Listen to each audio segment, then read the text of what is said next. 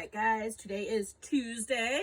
We are working on the Tuesday column of our Q3-8 worksheet. Our first box, again, as normal these days, seems to be a PEMDAS. Okay, so let me write it down for us. We've got 4 8/10 plus 2 times 5 1/10. Okay. All right. So we start at the top. Parentheses. We do have them. So the first thing we're going to do is add those together. All right. Remember, when you are adding, you have to line everything up by the decimal. So the 2 will go here. Okay. There's nothing here, so you could just put a 0 if you need to. All right. So we've got 6 8/10. And we're just going to bring down the multiplication sign and the 5 1/10. All right. Once we've gotten there, we have no exponents. We are down to our multiplying and dividing step. I prefer to write it vertically instead of horizontally. So I'm going to do it that way. Okay. And then you just multiply like normal. Forget about the decimals till the very end. 1 times 8 is 8. 1 times 6 is 6. We are done with this place. We're going to put a 0 there to move it on over. 5 times 8 is 40. 5 times 6 is 30. Plus 4 more is 34. Okay, you add them up. And then you count how many times did you move your decimal. Well, you moved it once for this one and once for this one. 1, 2, right there. And so your answer is 34 68/100. Okay. All right, moving on. Our next problem is find the product.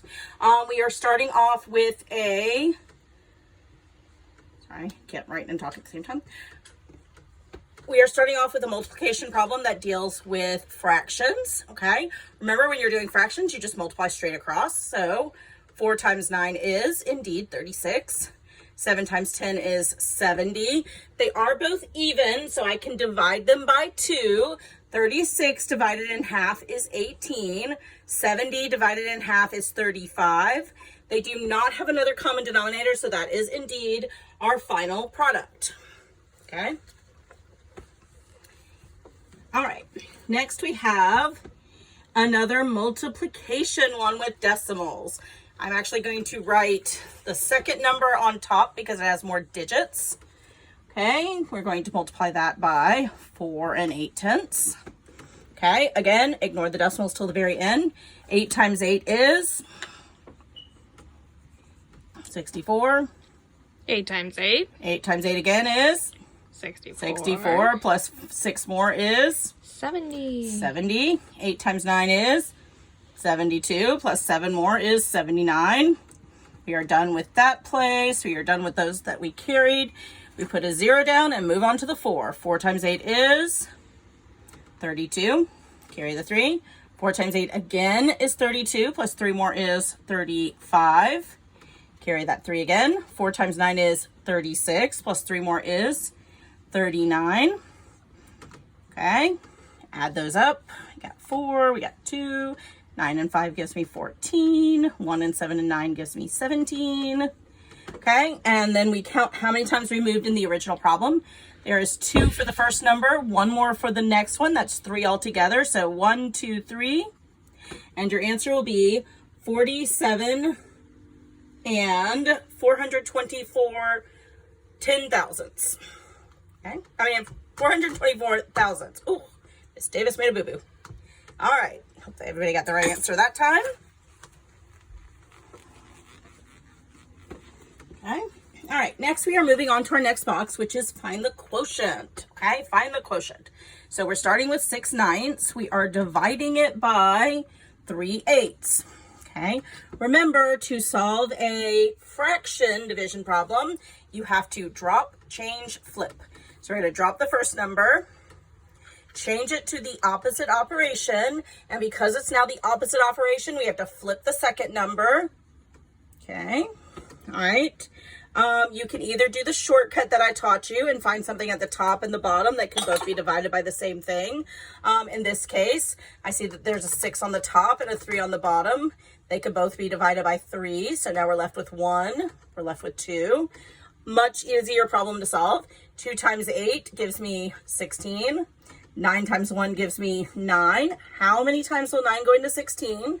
It'll go 1 whole time with 7 left over. We'll put that back over the 9. And our answer in this case is 1 7/9. Okay? All right.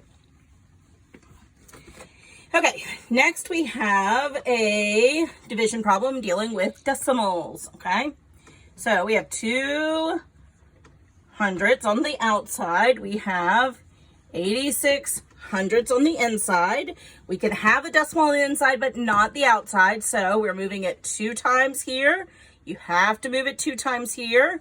Go ahead and pull it straight up, and then you don't have to worry about it again. How many times will 2 go into 8? 2 will go into 8 4 times. 4 times 2 is 8. Okay. How many times will 2 go into 6? 2 will go into 6 3 times. 3 times 2 is 6. We got nothing left over, so our answer is simply 43. Okay, any questions? Make sure you're writing them down there in the question section at the bottom. Okay, our next box is going to be adding and subtracting fractions. So the first time we're going to do is add fractions. 6/9 plus 3/8. Okay.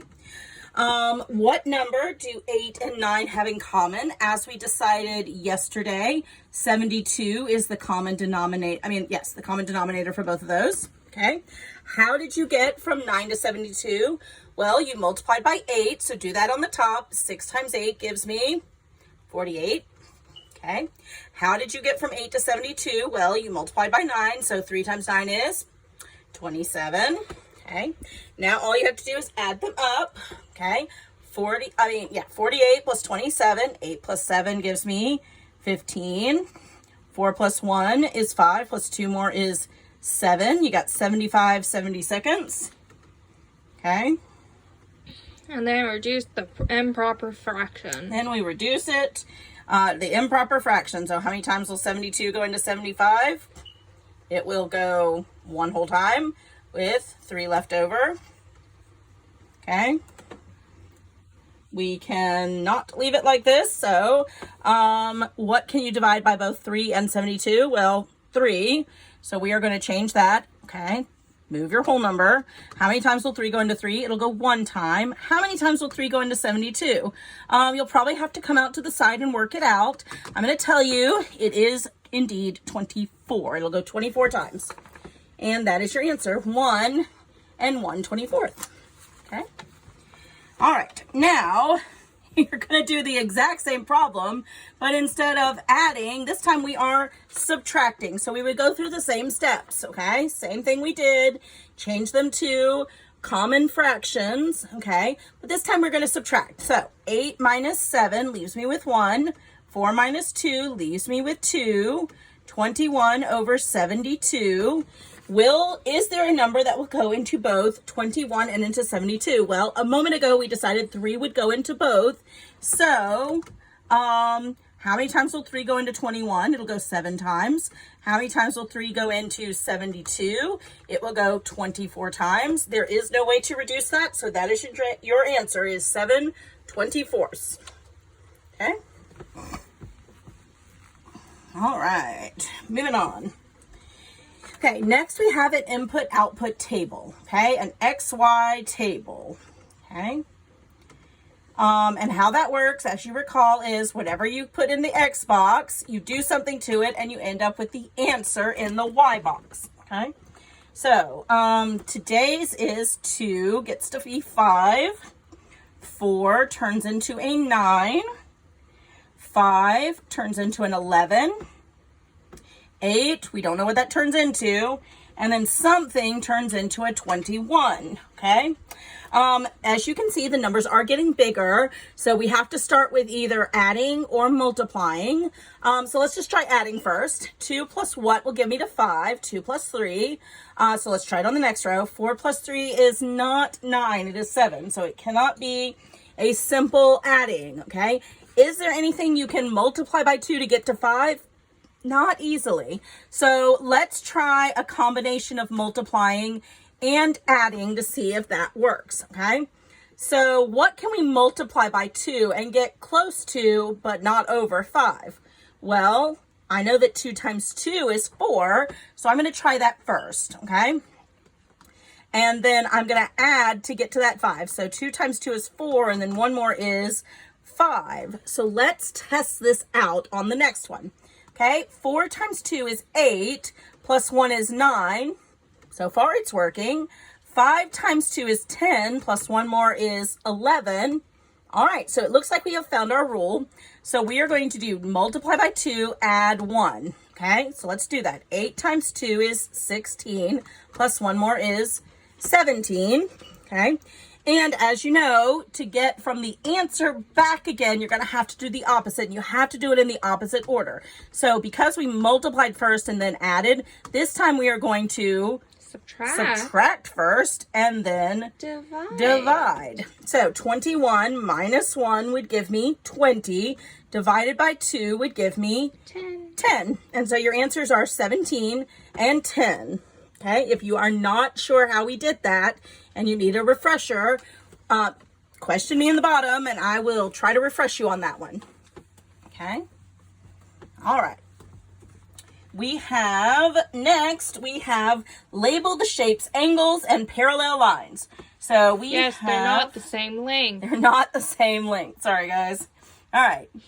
This time, I told you dirty yesterday. This time you have this figure, which, as we know, is a parallelogram, okay?